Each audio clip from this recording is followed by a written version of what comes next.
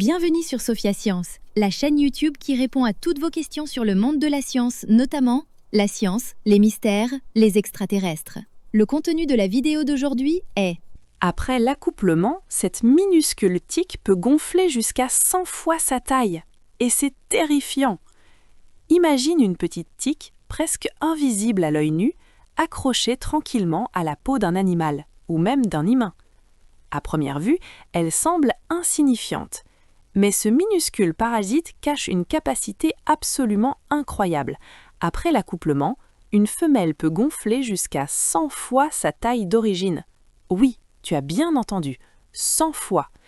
C'est un peu comme si un humain de 70 kilos se transformait soudainement en une créature de 7 tonnes, une transformation presque inimaginable. Mais pourquoi une tique peut-elle grossir autant ? Pendant longtemps, les scientifiques se sont posé la question. Est-ce qu'après l'accouplement, elle décide simplement de se faire un énorme festin, un peu comme nous après une longue journée ? Pas vraiment. Le chercheur Ruben Kaufman de l'Université de l'Alberta au Canada a étudié ce phénomène en détail. Il a comparé les tiques avec d'autres insectes qui boivent du sang, comme les moustiques, les puces, les punaises de lit ou les mouches. Tous ces insectes se nourrissent de sang, mais aucun ne peut rivaliser avec les tiques lorsqu'il s'agit de grossir aussi rapidement. La raison liée à leur mode de vie très particulier. La plupart des insectes font deux choses séparément. Ils s'accouplent, puis ils mangent, ou l'inverse. Mais chez certaines tiques africaines, appelées tiques ixodides, les deux activités se passent en même temps. Elles s'accouplent directement sur leur hôte pendant qu'elles se nourrissent de son sang. Et cet hôte peut être un bovin, un oiseau ou parfois un humain. Et ce n'est pas une affaire de quelques minutes. Une tique peut rester accrochée pendant plusieurs jours, voire plusieurs semaines sur le même animal pendant tout son cycle de reproduction. Au début, la femelle arrive sur l'hôte et commence à boire du sang très lentement. Elle reste mince. Cette stratégie est importante. Pourquoi ? Parce que tant qu'elle est encore légère, elle peut se détacher et être emportée par le vent, l'eau ou les mouvements de l'animal. Cela lui donne une chance de tomber ailleurs et de trouver un autre hôte et peut-être un partenaire.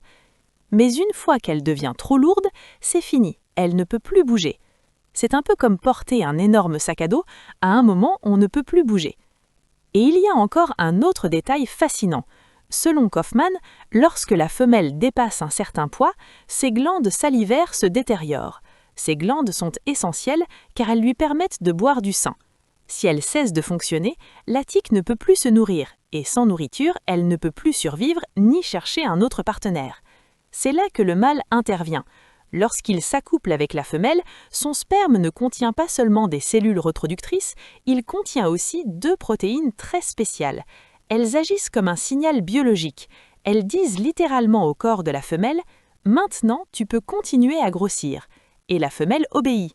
Elle se met alors à absorber du sang à un rythme spectaculaire jusqu'à atteindre environ 1000 mg, soit 1000 fois le poids d'un grain de sable. À ce stade, elle est prête à pondre ses œufs. Mais cette incroyable adaptation pose aussi un problème sérieux pour les humains et les animaux. Les tiques sont des vecteurs de nombreuses maladies infectieuses, elles transmettent des agents pathogènes au bétail, aux animaux sauvages et parfois aux humains. En réalité, dans le monde, seuls les moustiques transmettent plus de maladies aux humains que les tiques. C'est pourquoi les chercheurs comme Kaufman s'intéressent de près à ces parasites. En comprenant exactement comment fonctionne leur reproduction et leur croissance, les scientifiques espèrent un jour développer un vaccin contre les tiques. Un vaccin qui pourrait protéger le bétail, mais aussi réduire les risques pour nous.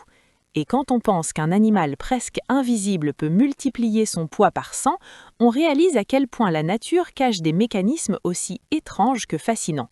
Laissez vos questions dans les commentaires ci-dessous et Sophia Science fera de son mieux pour y répondre.